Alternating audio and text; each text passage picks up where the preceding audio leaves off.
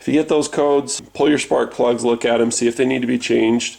If they do, change them. If you've got old ignition coils, that can cause it. It's a good idea to just replace them, put new ones in to service. Just check up all the garbage. If you got dirty stuff coming through, it builds up. Bada bing, check engine light.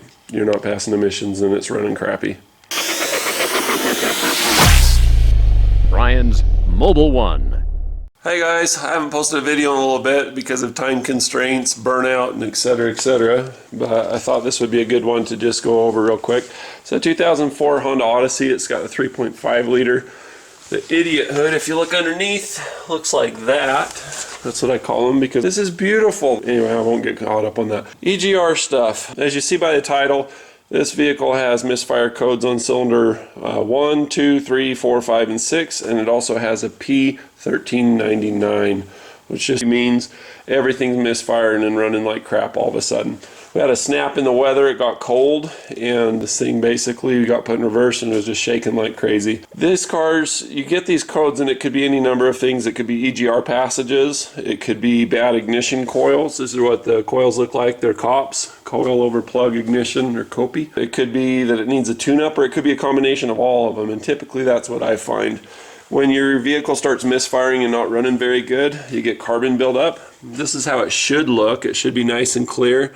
You see that there's a little hole right here per each of the cylinders, and there's a little thing where it cools down the exhaust. It basically catches it here and then funnels it to each of the individual cylinders. It's almost like multi-port fuel injection, but it's exhaust gas recirculation injection. Again, you can see this is the runner for each of the different cylinders, and they all have their own little pinhole to water down the vehicle so that it doesn't have NOx emissions, NO1, NO2, basically greenhouse gas kind of stuff. So this is your EGR valve down here. This dutiful little soldier looks like a trash can with a hat on it. And basically it just takes exhaust from the cylinder head and runs it up through a pipe up into here till it gets into here. You can see there's a hole in the middle, and these get blocked up, but they really get blocked up when there's a misfire. So I know that this one's misfiring. I don't know all the reasons why. It's got a little bit of junk on it where the other doesn't. You see the little line there? Maybe it's arc tracking or something.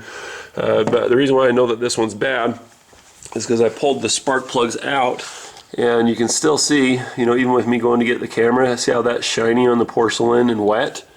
That's a good indicator that it's getting fuel but not spark. The one right next to it is getting spark. You can see it's nice and dry. Look at the difference between those two. When you have something misfiring, you have a bunch of fuel that's going through the system, and exhaust is going to have some carbon. You know, you've got CO2, you know, that you should have, but when you have unburned fuel, then you've got hydrocarbons. Those hydrocarbons stick to everything and they just make a mess.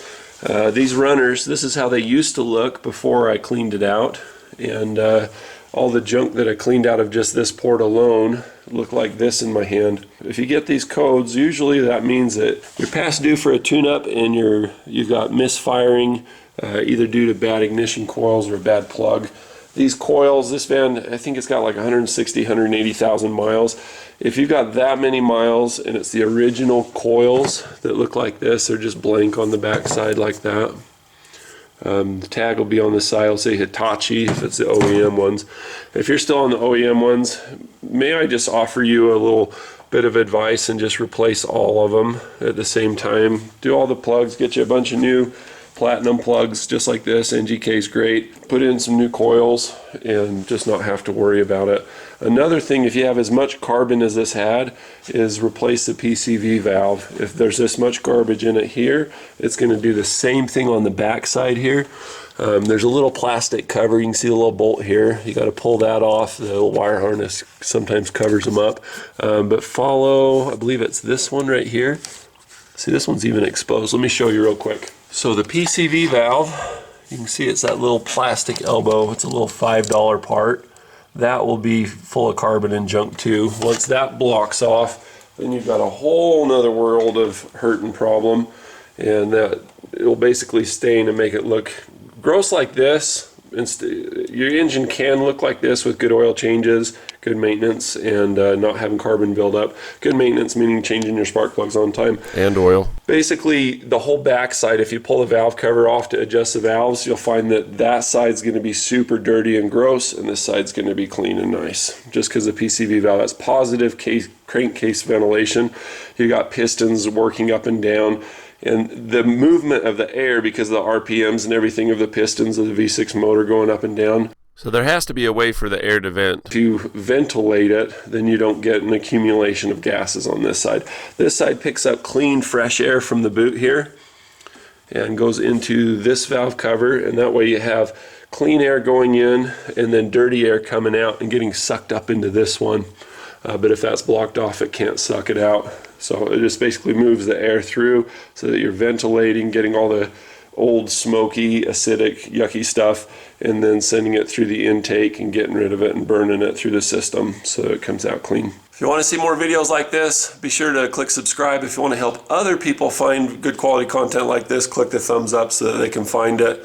Try to be short and to the point as much as possible. I've been doing this for more than 30 years. I've got a lot of experience, I've got a lot to say, so whether you're an experienced mechanic and you just want to know about a particular vehicle, or if you're just starting out, I try to keep it simple enough to where everything makes sense, but throw in something new so that there's something for everybody. Love you guys, thanks for your support, cheers.